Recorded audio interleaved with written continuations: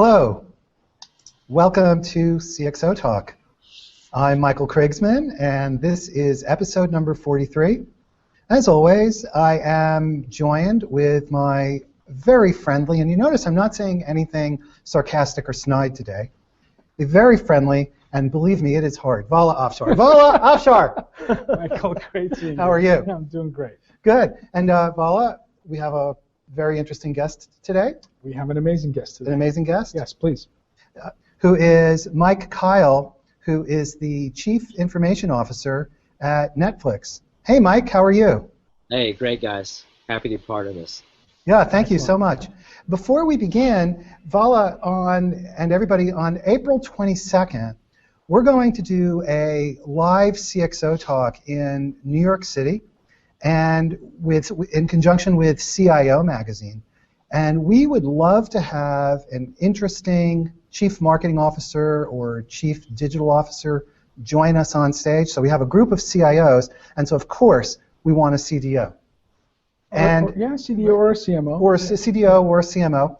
And so if you are interested or want to nominate somebody, then please get in touch. The only thing we should warn the CMO is there's probably 250 to 300 CIOs in the room, so get ready for a good spirited conversation. Yeah, so if you're not prepared for a good spirited conversation, don't sign up.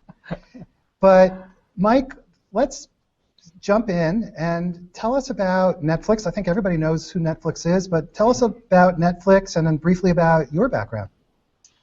Sure. So hopefully everybody knows the brand by now. I think we've had a good year, and people are excited about House of Cards Season 2 coming out on next Friday, which is Valentine's Day. Awesome.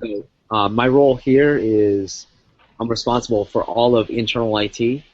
So that's campus networking, cloud infrastructure, enterprise applications and platforms, supporting our marketing team for ad tech and in the real-time bidding and programmatic buying area, HRIS with Workday HCM and expense, and then financials ERP we just recently moved from Oracle to Workday Financials, as well as Workday Payroll. So a pretty broad range of technologies I'm responsible for, and I have a team of about 125, 130 today, and growing. Wow. And how many employees does Netflix have right now? I think we're just under 1,400 between small office in DC, here in Los Gatos, and then Beverly Hills. As I was researching for the show, I mean, amazing stats about Netflix. 1 in 4 Americans subscribe to Netflix. And the diversity on how they watch Netflix is interesting. Half watch on computer screens, a quarter watch on smartphones and tablets. It was 33% of all home broadband internet traffic in the U.S. generated by Netflix video. So it's just an amazing company, an amazing, player in the cloud. And you just mentioned a bunch of, cloud SaaS solutions that you and your team manage internally for internal IT within Netflix. Can you talk to us a little bit about your approach in terms of and your philosophy regarding cloud computing?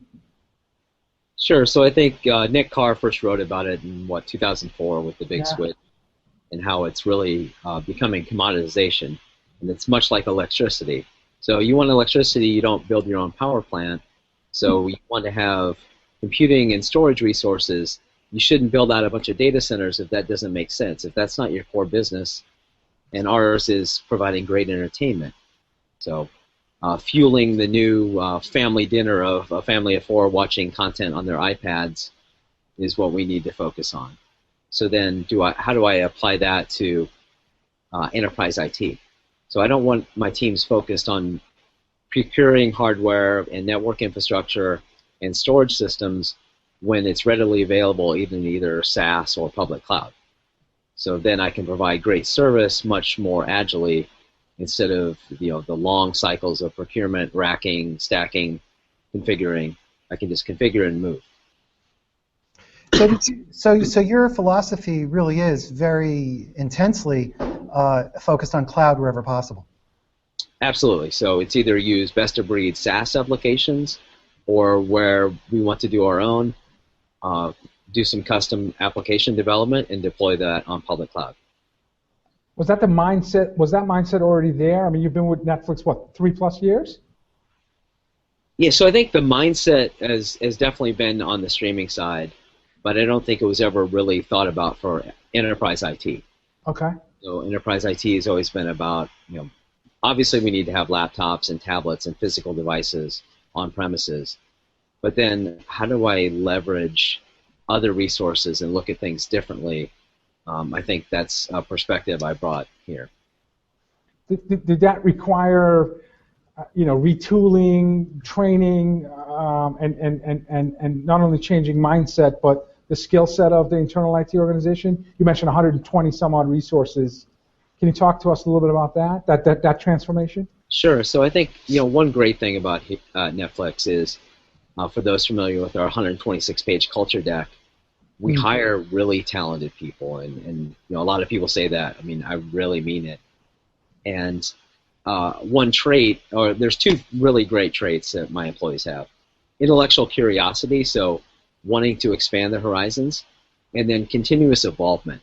So if you think about cloud computing, is not a huge shift in thinking, but you have to think about architectures differently. How do you secure something that you don't have physical control over? And when you deploy applications, how do you handle resiliency and latency, once again, when you don't have full control over everything? So it's letting go, and just having people that want to think differently about infrastructure and architectures. So you said intellectual curiosity, and was it continuous evolvement? Was that? Yeah, so I think you have to be able to, especially in Netflix, we're a very dynamic organization. So it's not like I have a bunch of people doing one thing all day. So you don't just update DNS, for example. So how do you just continually expand your skill set and look at different and new technologies? And we have a great vantage point here and autonomy to do and live in the future to some degree, or at least drive the future. Can you talk a little bit about your hiring process? I mean, you have a great brand, great company, growing. It's an awesome company. But is there anything unique about how you recruit, how you interview, and how you make sure there's a cultural fit with new candidates that you bring to your organization? Sure. So we have an internal talent team that helps us with both sourcing candidates and then also setting context early about the culture and what it means to work here. So recruiting is really hard. The Valley's hot. There's a bunch of great companies to work for. Yeah. I think this is the best one to be at, but people have different goals. So it's having conversations and making connections, whether it's social media, going to conferences. I use the Glengarry Glen Roth, always be recruiting mantra. So anytime you meet somebody, you don't have to give them a hard sell, but you should talk about why the Netflix culture is great, what is different about it, and at least get them thinking about wanting to be here. Right. And then once we find a candidate, we probably put equal, if not greater, value on the cultural fit versus technical. I go into the interview assuming that if somebody's been working for 5 to 15 plus years, that they have the technical chops, but do they really understand what it means to operate as a fully formed adult in a culture that doesn't have micromanaging? So the one thing I say to every candidate is, if you need a lot of daily direction and really enjoy micromanagement, being micromanaged, you won't have fun here. Over time, you'll start to flail, because we set context. So the tagline out of the deck is context, not control. So if you want to operate with full autonomy with great context, you will absolutely love it. So it sounds like the Culture Code deck really is a very living, real document that is part of the daily activities, especially as it relates to hiring and probably other people-oriented intersections. It's not just a thing on paper or a slide deck, but you live it every day. It's really guiding principles on how you should operate every day, whether it's doing direct candid feedback in real time, which eliminates a lot of, if not all of the politics that exist, unfortunately, in a lot of organizations. to how do you grow and how do you think about hiring, your own skill set, and what you need to get done.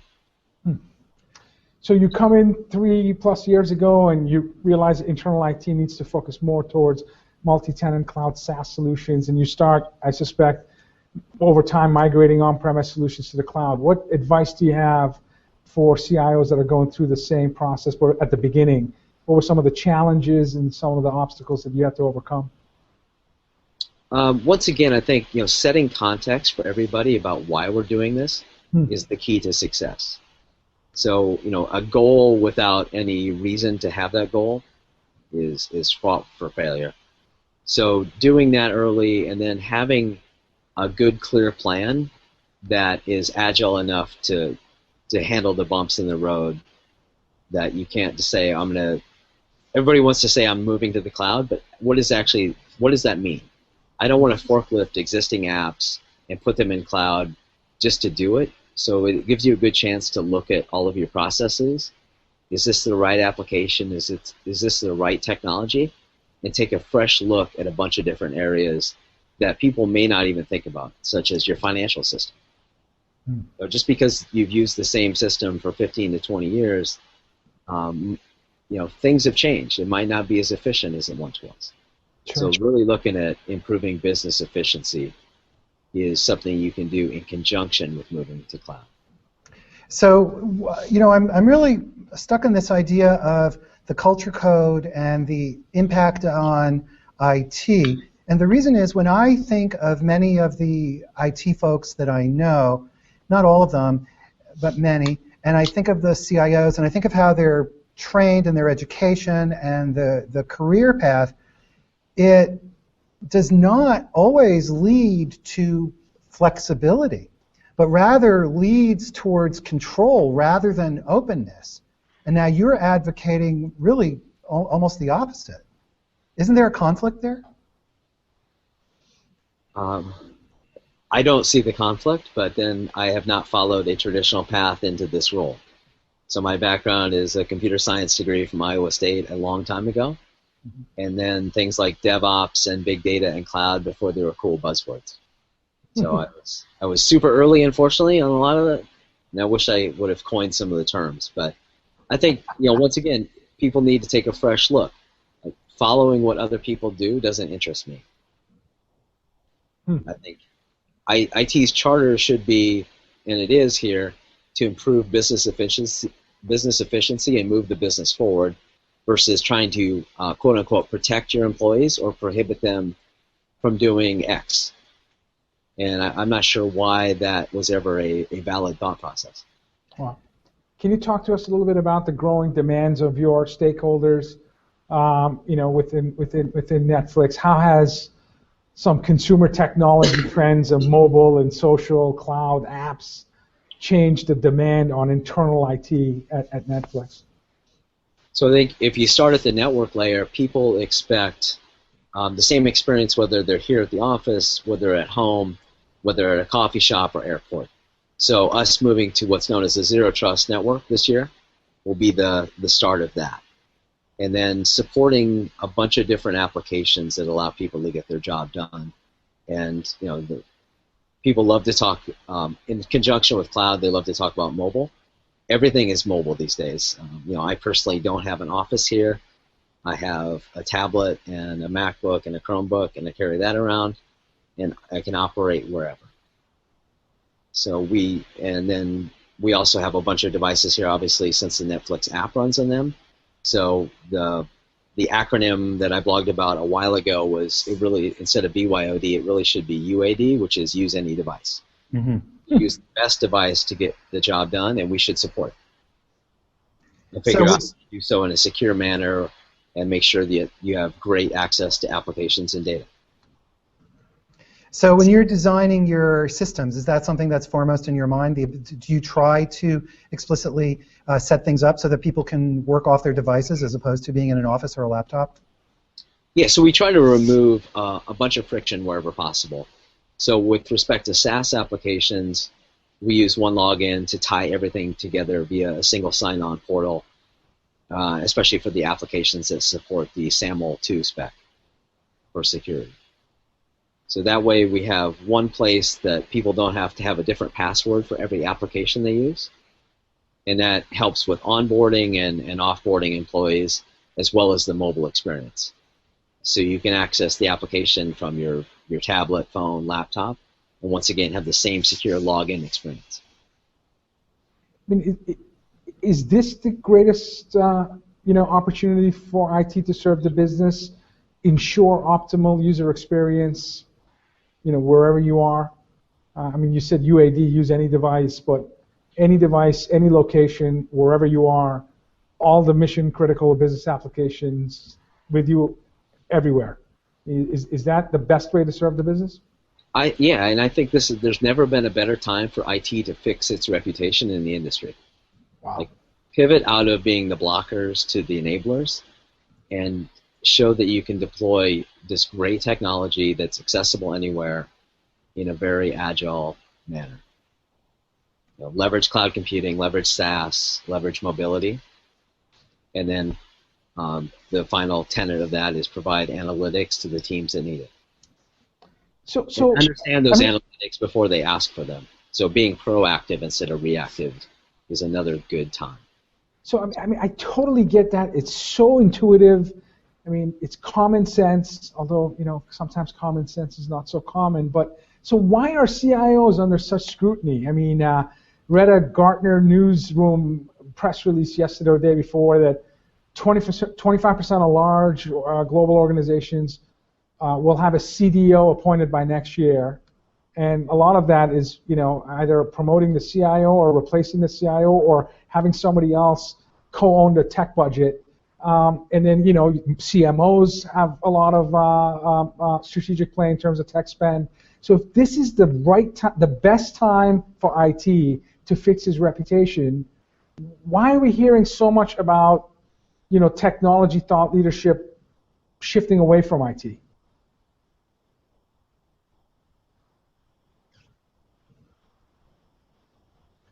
Mike? All right. Calling Mike. That's what happens when your question is really long. Well, when it gives a chance for the guest to go get coffee and come back. Yeah, to time out. Let me see. All right, we're back. Oh, he's back. Welcome back. Sorry about that. No problem. So Vala had asked an extremely long question, but maybe try again, but shorter this time. I got most of it, so you can just repeat the past for our guests. Yeah, you said this is the best time for IT to improve its reputation, and yet everything I'm reading is scrutinizing the role of the CIO and talking about the emerging role of the Chief Digital Officer and the power of the CMO. So why is that? Why do you think CIOs are not taking advantage of this great time for IT to fix its reputation? I think, I'm obviously not the best person to ask about this since I take a completely different view. I think it's really driven by fear. So I think you have to be comfortable with being uncomfortable and taking a hard stance or what you believe is the correct stance and moving forward and partnering with the rest of the business versus being at odds with them. So figure out how to partner with the CMO, understand and figure out how to provide solutions to them. So that's good advice. Being comfortable with being uncomfortable, I think, is great advice. Well, yeah, and I'm particularly interested when you talk about being driven by fear. I think that's absolutely right, but I think that is rampant throughout business. But maybe talk a little bit more about the implications of what that means for IT in general, and what you're doing at Netflix to change that. You've written about high-performance IT, transformational CIOs, enterprise IT 3.0, and I'm assuming that all of this is, in a sense, the antidote or more creative way of acting and relating to other departments rather than through fear. Yeah, so to answer the first part, I think the fear factor is really driven by, unfortunately, some of the analysts. So everybody's been predicting the demise of the CIO and IT for as long as I can remember. So I view that as a challenge, and I tend to just ignore them and move forward with what I think is right. And then what I've written about in the transformation period, Enterprise IT 3.0, is really trying to get people to think differently and provide a framework, both internally and externally, for people to do that.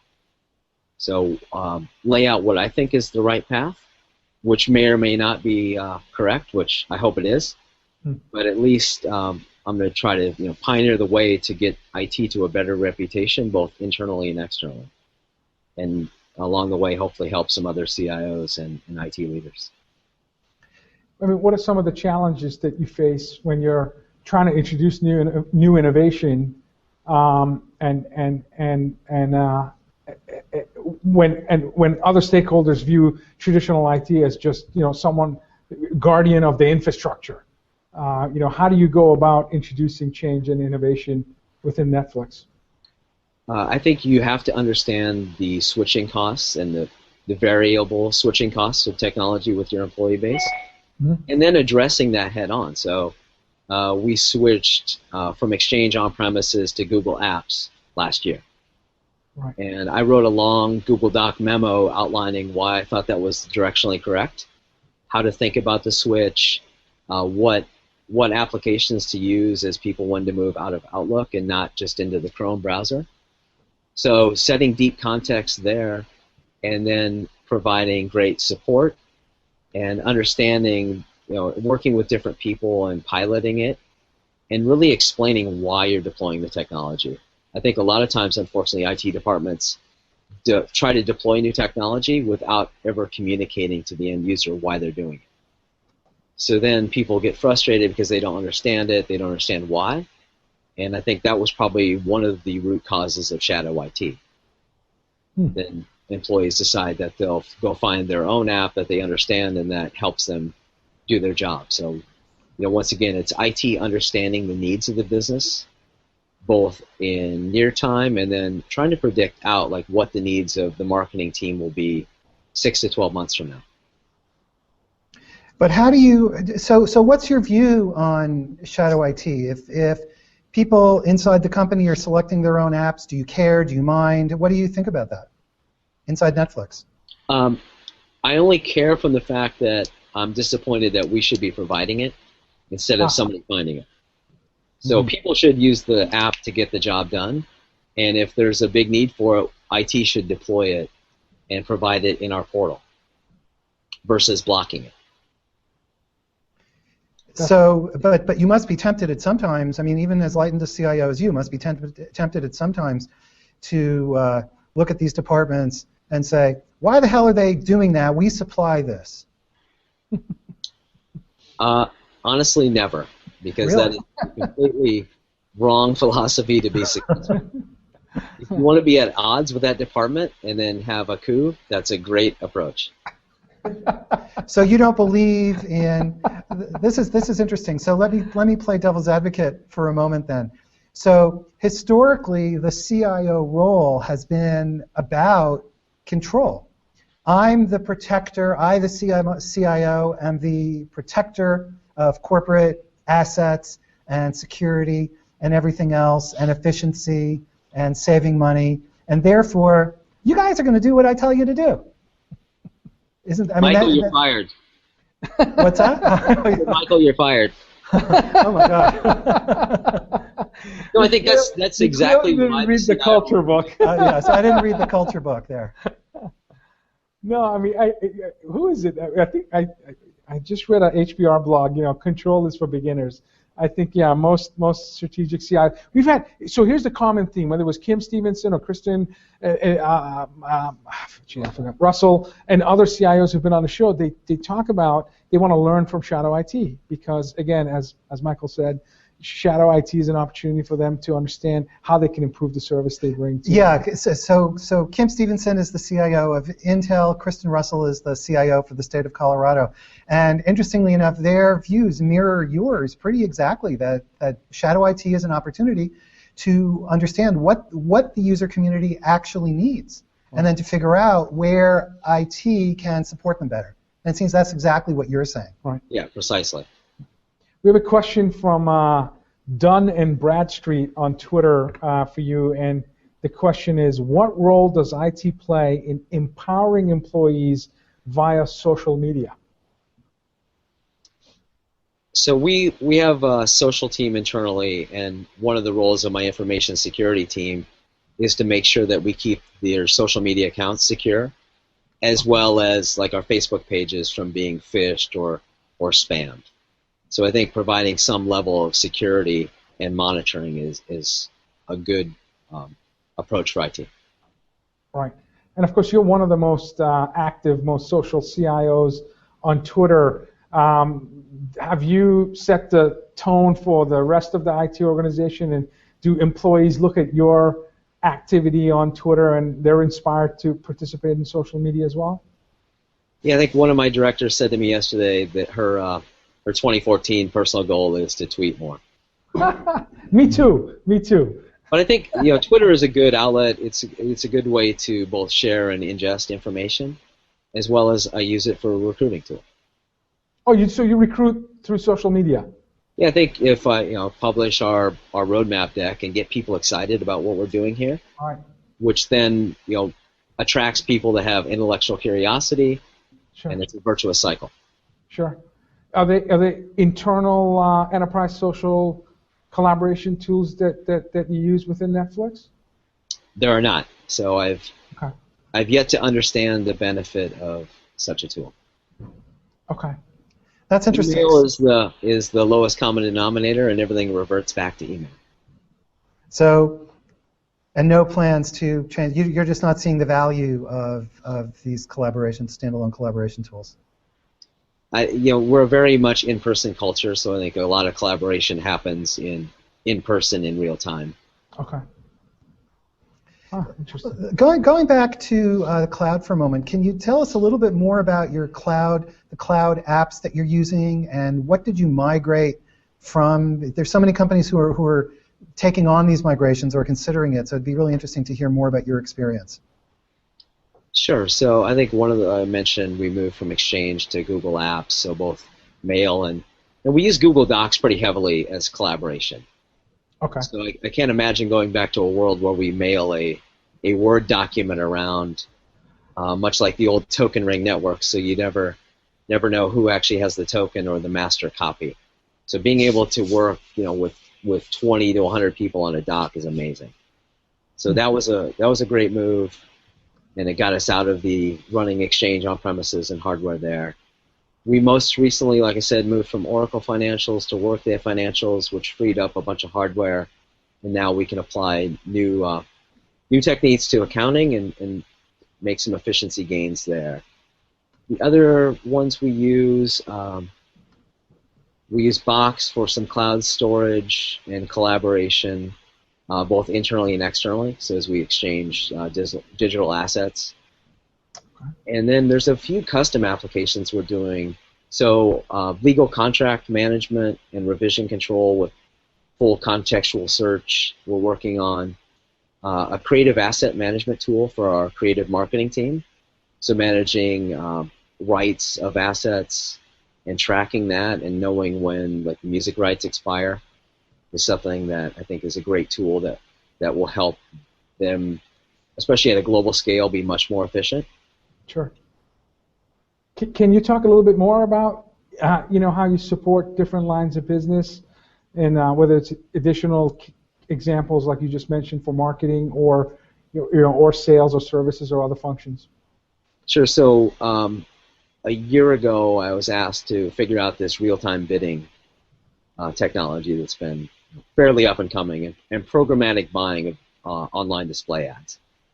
So I'm running our ad tech platform, which helps all of our global marketing people with the programmatic buying and algorithms around buying display ads and presenting them in a much more informed manner. And then how do we get insight back and work with our data science and algorithms team on applying some of our algorithms, and if you are a member, showing you a relevant ad about new content that we have coming, and if you're not a subscriber, telling you why you should be, and just once again providing great context to the external customer. So helping in the acquisition and retention departments. And we have a question from Twitter from Frank Scavo, who asks from Twitter the question that I was thinking of asking next as well. So you're getting this from two sides here. Does Netflix have any on-premise systems left? And if so, what are they? And maybe you can explain why.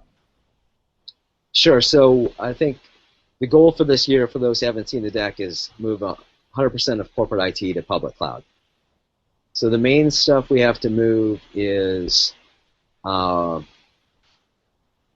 to move our print queues to Google Cloud Print and fully move away from Active Directory to OneLogin as our cloud IDP. And then we're freeing up some of our NetApp filers and moving those to either Google Drive, Box, or Maginetics, and using MagFS as filer as a service in the cloud. So it's really storage and a few other applications we have internally that we just need to migrate. So like our applicant tracking system that one of my teams wrote will be moving to the cloud this quarter. And we're re-architecting that as a result. You said one of the apps that my team wrote. Can you tell us the makeup of the 120 some odd folks that work for you, and how that makeup will change, if at all, once you move 100% of corporate IT to the cloud? Sure. So the makeup it runs a gamut from what we call client technology services, which is our help desk and frontline support, to enterprise technology, enterprise apps and platforms, DBAs, cloud systems infrastructure and storage engineers, networking, information security, our HRIS team, which helps with our talent team on the applicant tracking system, our financials ERP team, and then the ad tech team. Okay. And I don't think so. I tried to organize it that there aren't silos, so people work really cross-functionally, and you can blend across. So information security and networking is arguably tightly coupled. So how do they collaborate together and both have some expertise in the other area? So I don't think of moving to cloud really changing any of that. It's having people, like I said, that have the skills to continually evolve and learn new technology and be excited about it. Do you have deep data analysts, deep skilled, or data scientists, if you want to use the title, in your organization, or do they exist in other functions within Netflix? So there's a whole data science team that's outside of IT, and then trying to apply some of their best practices internally with my database engineering team. Okay. Just at a smaller scale. And do they report to the CMO, or is there a chief digital officer at Netflix? Is there? There's not. So the data science team reports to our VP of Cloud Infrastructure. Okay. Okay. And we do not have we have a CMO. We don't have a chief digital officer. Okay. And how is he or she the person that you collaborate most with in terms of different lines of business? Is marketing, again, as we all read, there's a strong need for the CIO and CMO to collaborate to digitally transform the enterprise. Do you find yourself working closely with the CMO more so than any other executive at Netflix? I would say it definitely trends towards that, and Okay. I think it probably will over time, just as we have a completely new marketing team and a fairly new CMO. I think Kelly's been here. I think he's been here a year plus. And I think there's a lot of opportunities for CIOs out there to really understand the vast marketing landscape. I know it's pretty intimidating if you've ever seen the ad tech Lumascape graphic outlining all the technologies. I'm not sure one person can fully understand that landscape. But I think the CIO should really try to and put themselves, once again, out of their comfort zone and learn something new and see how they can help. Absolutely. Mike, you're definitely very forward-thinking in terms of a lot of the things that you're doing. But I'm wondering, what kind of challenges do you have? What do you find are resistance points, obstacles, problems, things that keep you up at night in trying to implement the vision that you've been talking about? I think the big challenge is just trying to move fast enough. Here in the Valley is even faster paced than a lot of other areas, and I'm also a fairly impatient person. So once we make a decision, I want to get it deployed quickly and move on. So I think trying to balance expectations with reality, and even in the era of cloud computing, things still take time, and you need to also take a thoughtful approach to securing it. And I think with the recent breaches we've seen across various industries, that you need to spend a lot of time thinking about how do you secure these assets. So security is kind of a retarding factor or slowing factor? It's just another factor. I don't think it's a slowing factor. It's just something you need to think about with respect to performance and usage and analytics. So it's a key tenet of it. So it's something to keep apprised of, and it's always changing. What are some of the other slowing factors that exist in your world? Thankfully, there aren't a lot of slowing factors. I think we've moved as an org really quickly, and trying to stay ahead of the business growth and understanding what's out in the future, while also keeping things running and operating now.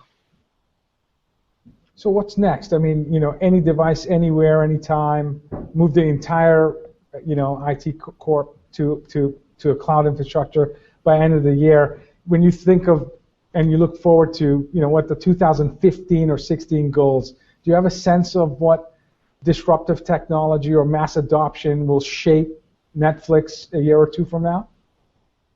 I think I really want to push secure authentication. So if I talk about security and removing friction but adding security, let's get out of the username password world and move into, we're moving some of our network to certificate-based auth, which supports mobility even better.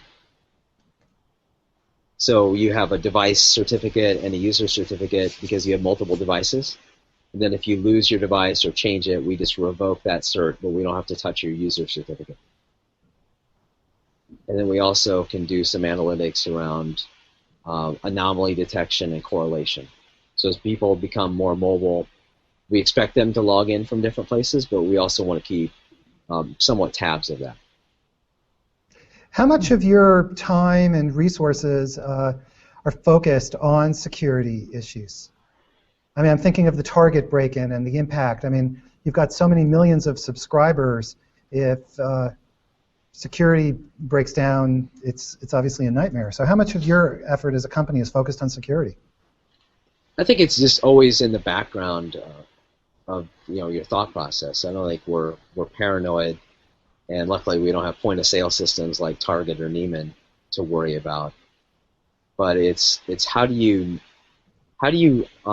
provide a really flexible environment with also being secure and knowing what's going on without being draconian about it. So basically, it's part of the blood. Basically, it's part of your thinking all the time as you're planning. It's not something I'm paranoid about, but it's also something I don't ignore. Mm-hmm. So that constant balance of removing friction and ease of doing business and user experience, but at the same time, back of your mind, you're always thinking about the integrity of the network and security and robustness of it. Yeah, and I think it's also about, for us, brand reputation. Right. So how do I take down phishing sites that hurt our brand, especially as we become more and more of a global company? Right. What is the distribution of Netflix in terms of employees? Geographic distribution. So the main campus is here in Los Gatos, California. Uh-huh. And then we have a Beverly Hills office, which is a couple hundred and growing. We have a small DC office, a small office in Lux, and then some contracting offices in a couple other locations. But we're really central here to the Valley. Okay. And a good percentage telecommute, or are they physically in offices? We're very much an in-person culture, so it's here in the office. Okay. So you work with a variety of cloud vendors that you mentioned several. What about startups? Well, you mentioned you work with Box. I guess one can consider them still a startup, even though they're about to go public, and God knows how many billions they're valued at. But what about smaller startups? Do you work with smaller startups at all?